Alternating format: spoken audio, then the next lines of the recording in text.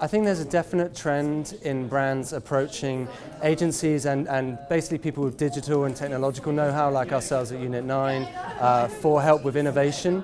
I think in our case specifically, what we try to offer brands is access to, essentially Unit 9 represents a very unique pool of talent. Everything from film directors to software engineers to experienced designers and innovation architects, and so it's not the kind of talent you typically see at a brand, and so a lot of brands are trying to engineer innovation as part of their DNA, but at the same time they don't represent these sort of profiles. So what Unit 9 can bring to the table in this instance is access to talent that they don't already have for brainstorming, for product development, for following like a lean methodology in product development. So in the case of William Hill, they approached us initially to basically have a bit of a brainstorming session together about emerging and disruptive technologies. I think again that's one thing that Unit 9 is particularly well versed in. Our heritage is in tech and in the creative realm. So we're very good at engaging storytelling combined with technology. So they sort of came to us, we sat around the table and we looked at all the different technologies that are prevalent right now that are kind of breaking through to the mainstream, including augmented reality, virtual reality, and wearables was another thing that was discussed. And it was just with the aim of sort of giving them a view on the market and seeing what could be applied to their business model, what could actually be applied to essentially develop a new product for their customers. So I think what William Hill are trying to do, which is very interesting, is bring more of an experience culture, more of a kind of a Vegas style entertainment culture to betting. So they're trying to definitely take care of the bettor from the moment that you've placed the bet until you find out whether you've won or lost. They want to make that experience as exciting as possible. And that's where companies like Unit 9 can kind of fit in and to really like flesh out that user experience and make that really rich and rewarding.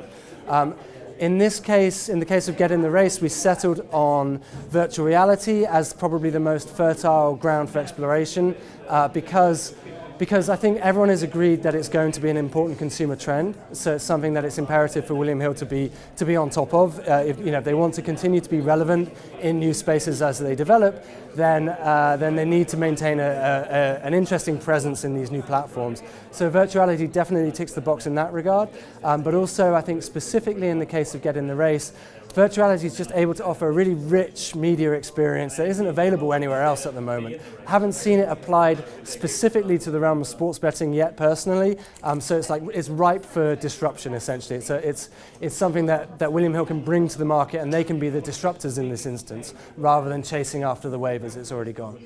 During the project, I think the challenges that we primarily encountered were to do with managing the data stream that we're getting from the horses. So Get in the Race essentially takes a GPS position from every horse in the race simultaneously, and it feeds that through to our game server, which drives the virtual reality experience for our users.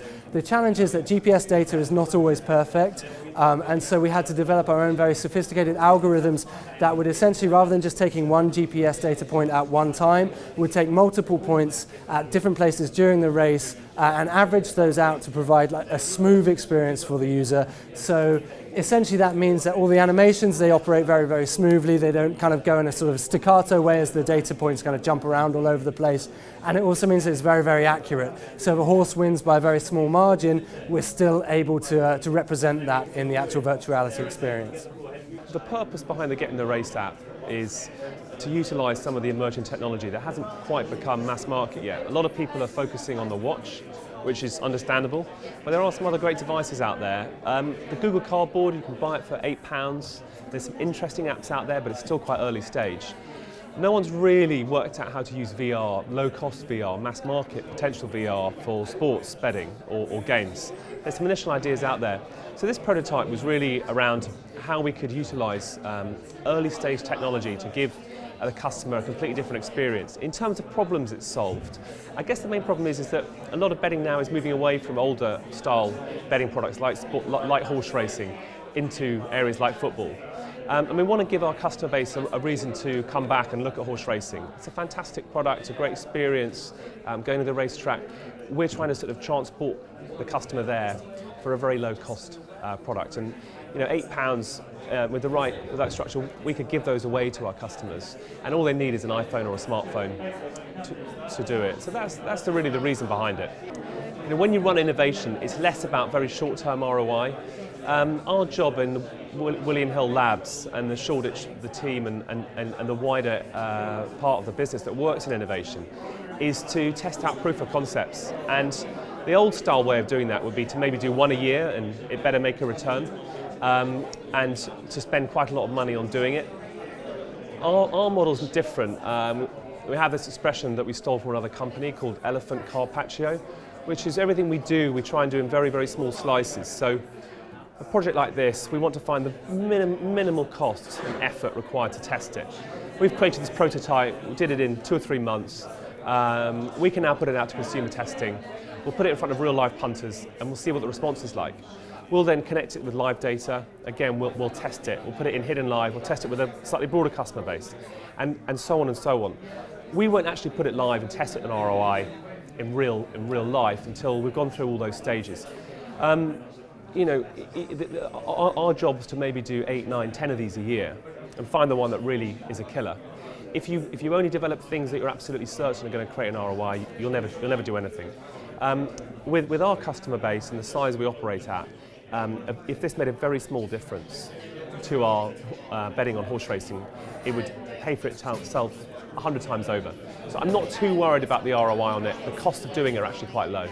Well, in-store's up in the air. We may do in-store. We'll test it in a few of our model shops or our test shops and see what the customer feedback's like. It's not a given at all, nor is even taking this all the way through to full launch. If the feedback's strong, then of course we'll roll it out in a few more stores.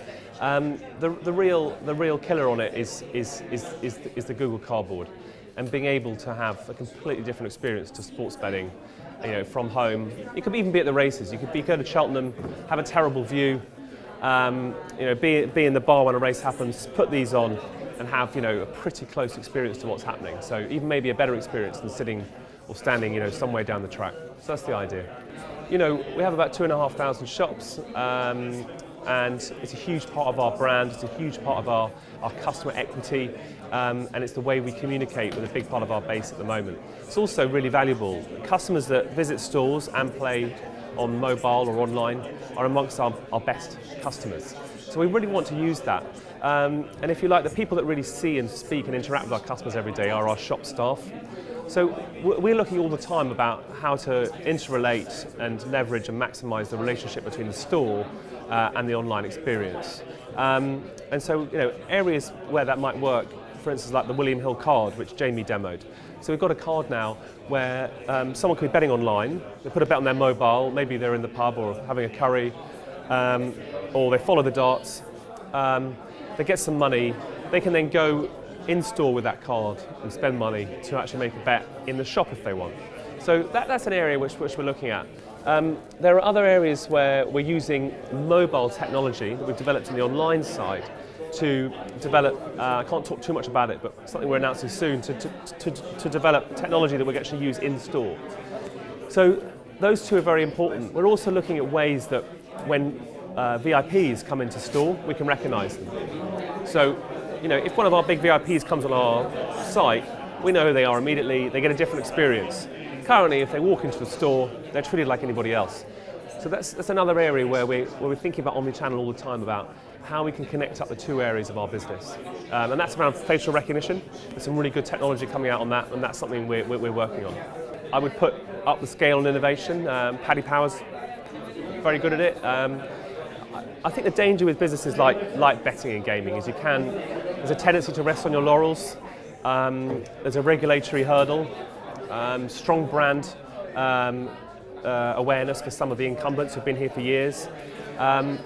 But there's a danger with that. If you kind of sit back and rest on your laurels, other people in the technology world, which certain other industries will come and eat your lunch. So I think it's a historic thing. I think we've seen these stages that I mentioned in the talk. Moving from retail, high street to online, P2P betting, online poker, mobile, social. Now the watch.